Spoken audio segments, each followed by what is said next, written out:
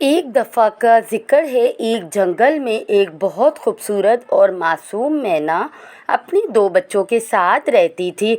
उसका एक बच्चा कहता, मामा बहुत भूख लगी है, खाना तो दे दो।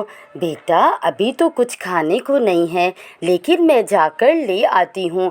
मामा प्लीज़ जल्दी आना, बहुत भूख लगी है। हाँ बेटा, मैं बस जाकर अभी आती हूँ और अपने बच्चों के लिए मज़े मज़े के दाने लाती हूँ। तुम दोनों एक दूसरे का ख्याल रखना। और वो वहाँ से चली जाती है। जंगल की तरफ जाते हुए उसे एक गोलू नाम का परिंदा देख लेता है। जंगल में एक गोलू नाम का परिंदा रहता था। वो हमेशा झूठ बोलता था और सारे परिंदों का खाना भी छीन कर खाता था।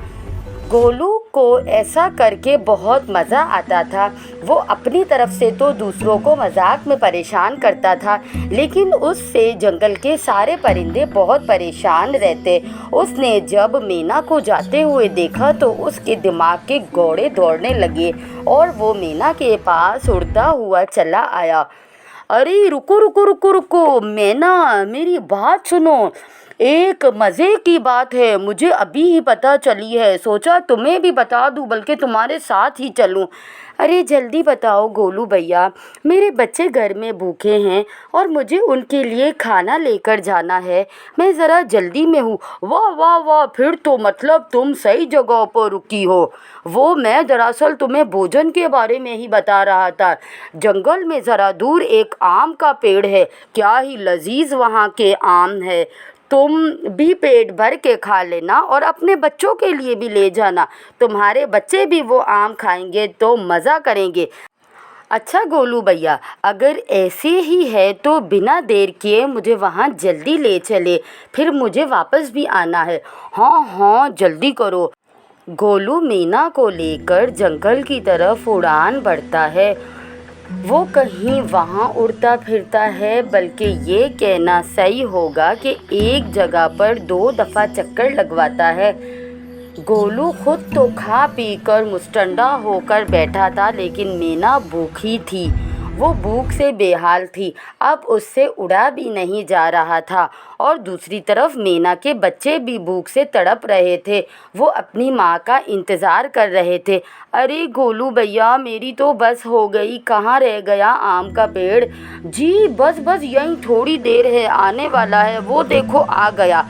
फिर कहीं मीना के कहने पर गोलू एक दरख्त पर रुका, लेकिन उस पर कोई आम नहीं था। अरे भैया, कहाँ हैं आम? हा हा हा, मैं तो मजाक कर रहा था, कोई आम वाम नहीं थे। मैना को बहुत गुस्सा आता है और वो गोलू को खूब सुनाती है। इतने में मधुमक्खियों का एक झुंड गोलू से लिपट गया। गोलू ने बहुत शोर मचाया, बचाओ मुझे, बचाओ, कोई तो मुझे बचाओ। गोलू को मालूम ही ना था वहाँ जहाँ वो बैठा है वहाँ मधुमक्खियों का एक बहुत बड़ा छत्ता है। बेचारा गोलू, उसे तो मालूम ही ना था कि वो जो कर रहा है उसकी सज़ा उसे इतनी जल्दी मिल जाएगी। तो बच्चों, ये थी गोलू के झूठ बोलने की सज़ा, जो उसे हाथों हाथ ही मिल गई। हा हा हा। चैनल पर नए आने वालों से गुजारिश है कि हमारे चैनल को सब्सक्राइब किए बगैर ना जाएं। Bye bye.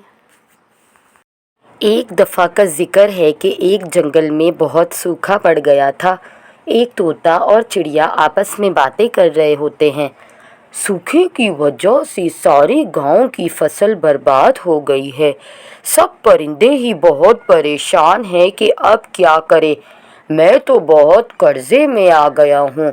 चिड़िया कहती है, हाँ तोते भैया, मेरा भी हाल तुम्हारे जैसा ही है।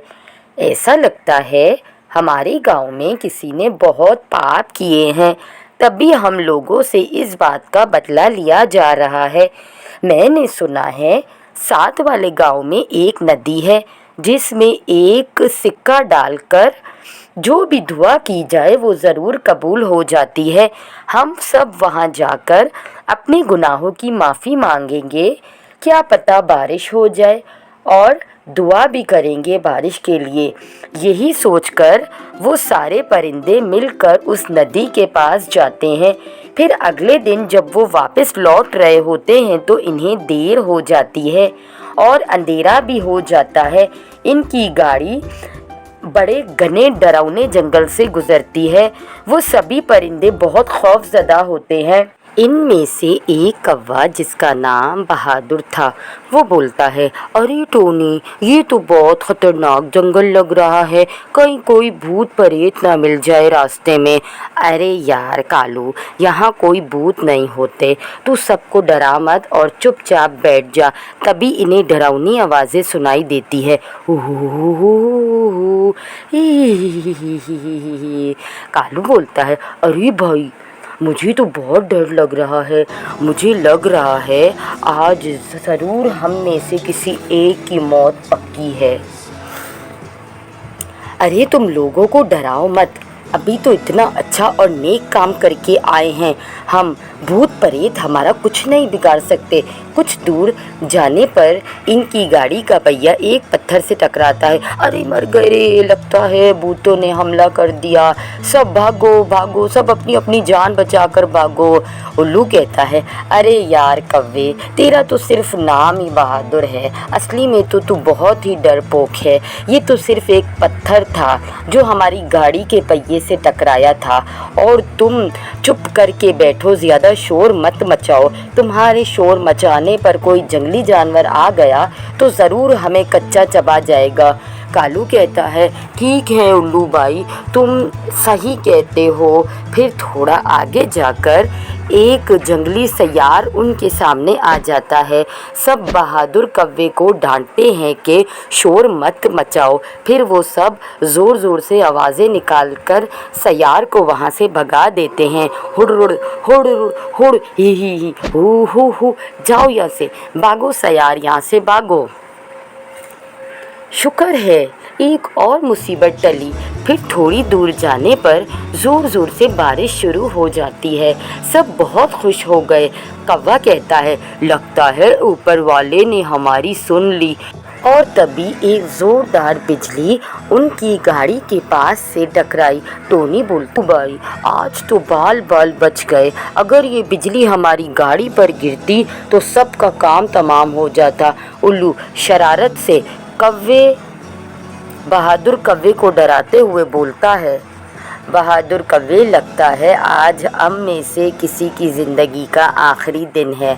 तभी हर थोड़ी दूर जाने पर हमारे साथ कोई ना कोई हादसा हो रहा है। टोनी कहती है, मुझे लगता है हम में से कोई बहुत गुनहगार है जिस वजह से हमारे साथ ये सब हो रहा है। लेकिन ये कैसे पता चले कि किसकी वजह से ये सब हो रहा है?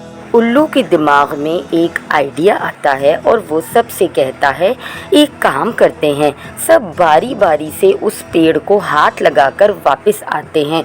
जिसके गुनाह सबसे ज़्यादा होंगे उसे खुद ही सज़ा मिल जाएगी। फिर वो सब बारी बारी, पहले कालू, फिर टोनी, फिर उल्लू उस पेड़ को हाथ लगाते हैं और तीनों ही बच जाते हैं। और अब आखिर में एक कबूतर रह जाता है। सबको लग रहा था कि उसकी वजह से मुसीबतों का पहाड़ टूट रहा है।